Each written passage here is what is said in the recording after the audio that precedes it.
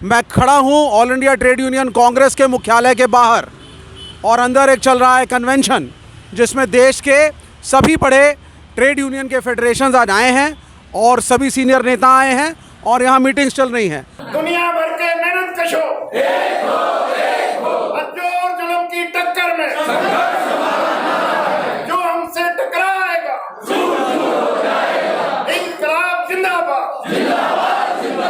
मोदी सरकार होश में आओ, देश के मजदूरों से मत टकराओ, जो हमसे टकराएगा हमारी एकता जिंदाबाद। दिल्ली के बहादुर साथी बहनें जिंदाबाद। पंजाब की सरकार ने असेंबली के अंदर सत्ता पार्टी और विपक्ष पार्टियां सबने मिलकर के जो सरकार ने 3 किसानों के कानून बनाए, उन कानूनों को छोड़ के उनको इनकार करके उन्होंने अपने बिल बना दिए हैं और असेंबली के अंदर पारित कर लिया है और गवर्नर के पास भेज दिया है और गवर्नर से कहा है कि राष्ट्रपति से तुम साइन करो और राष्ट्रपति के पास भेजो। तो पंजाब के किसानों ने जो लगातार लड़ाई लड़ी, उनके साथ पंजाब की ट्रेड यूनियंस एकजुट होकर के खड़ी थी और ये जो पूरा जन सैलाब उभरा उसने हिम्मत दी और पंजाब की सरकार ने अपनी असेंबली के अंदर फैसला लिया। अब हरियाणा में पंजाब को देखते हुए आंदोलन और तेज होगा कि अगर उन्होंने किया है तो तुम भी करो। ये एक रास्ता निकल पड़ा है कि राज्य सरकारों को किसान और मजदूर मिलकर के मजबूर करेंगे कि तुम भी वही करो जो पंजाब की सरकार ने किया है। तो मेरे कहने का मतलब है, जितना मर्जी नरेंद्र मोदी की सरकार आए बाएं ताएं करेगी, कोई ना कोई रास्ता तो निकालना ही होगा जिस रास्ते में से निकलते हुए हम इनकी नीतियों को चुनौती दे सकें। इसलिए ये एक बहुत पॉजिटिव चीज़ है जो पूरे देश में किसानों को हिम्मत बढ़ा रही है, मजदूरों की हिम्मत बढ़ा रही है।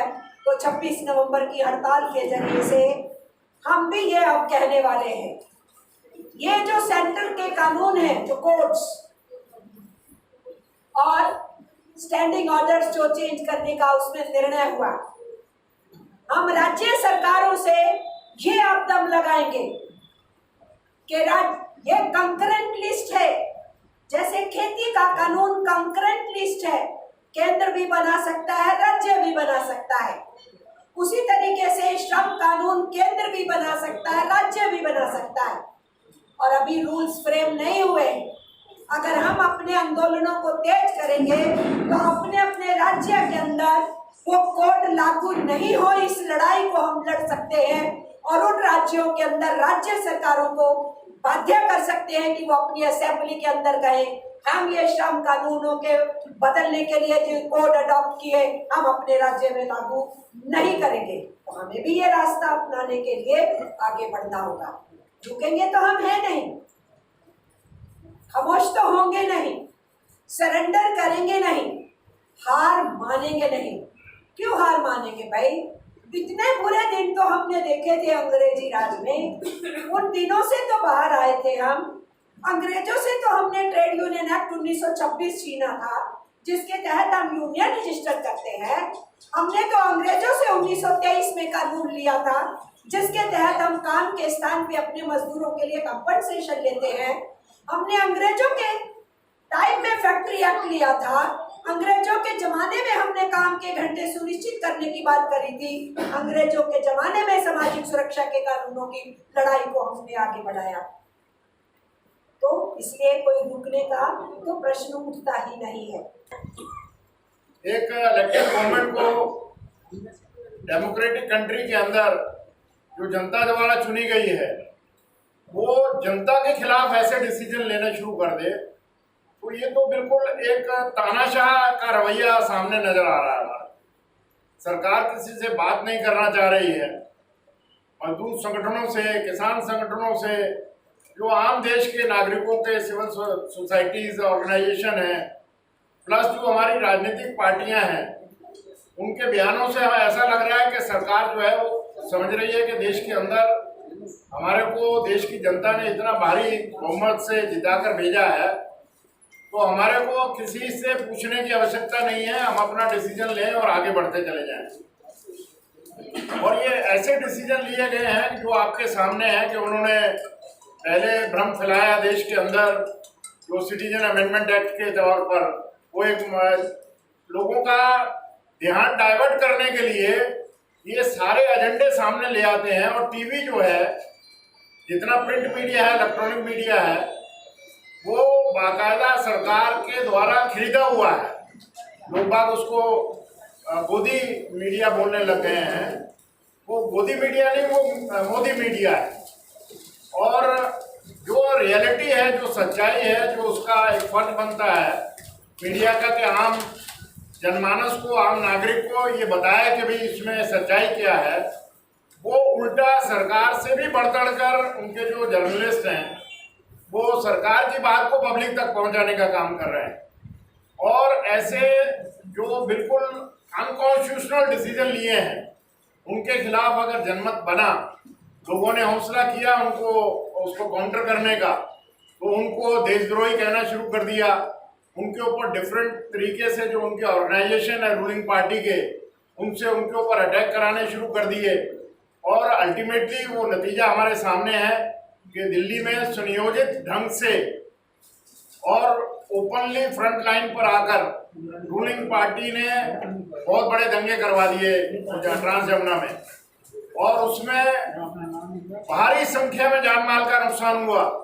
और वो जान माल के नुकसान में ऐसी गवर्नमेंट अपने हाथ से, कभी हमने सोचा नहीं था कि गवर्नमेंट इस तरीके का मिसयूज ऑफ पावर कर सकती है कि होम मिनिस्टर ने पार्लियामेंट में कह दिया कि हमने उसमें इंक्वायरी बैठा दी है और इंक्वायरी उसमें रिस्पॉन्सिबिलिटी फिक्स करेगी। और अभी वो चार्जशीट पेश हो गई है और वो बहुत बड़ी चार्जशीट है जिसको ट्रंकों में भर के लाया गया है। उसमें जो विक्टिम हैं, जो जिनके ऊपर घर जले, आदमी मर गए उनके घरों के, वो सारे के सारे एफआईआर में नामजद हो गए। अब विक्टिमों को पकड़कर उनको जेल में भेज दिया, और जो उस मूवमेंट को सपोर्ट कर रहे थे उनको भी सप्लीमेंट्री चार्जशीट में लाने का काम कर दिया है, ताकि इन फ्यूचर सरकार की कोई भी पहल अगर किसी ऑर्डर हो, उसको देश का कोई भी संगठन मदद ना करे। और अगर मदद करेगा तो उसका हश्र यही होगा कि वो भी विक्टिम में आ जाएगा और जेल में डाल दिया जाएगा।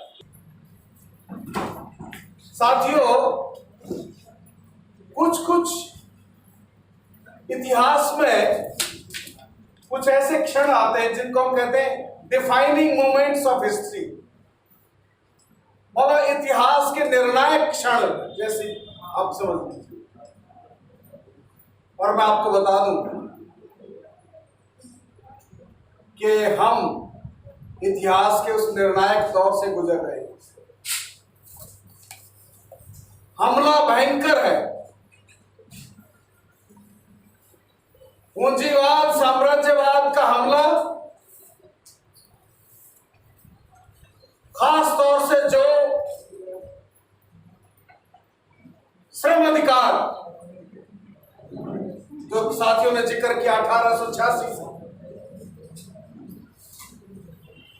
शिकागो से, जब मजदूरों ने अपने 8 घंटे के काम के अधिकार हासिल करने की लड़ाई छेड़ी थी, उसी के आधार पर जिस तरीके से मई दिवस हम पालन करते हैं, ये तमाम जो अधिकार हासिल हुए, ये संघर्षों से, ट्रेड यूनियन आंदोलनों से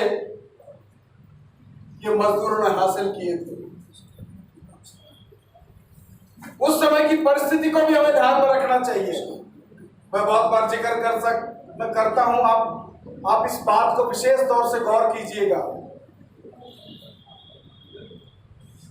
कि आर्थिक हमला तो है ही है, हमारे अधिकारों पर हमला तो है ही है, ट्रेड यूनियन अधिकारों पर हमला ही, हमारे जनवादी अधिकारों पर हमला तो है ही है, हमारे विचारों पर भी हमला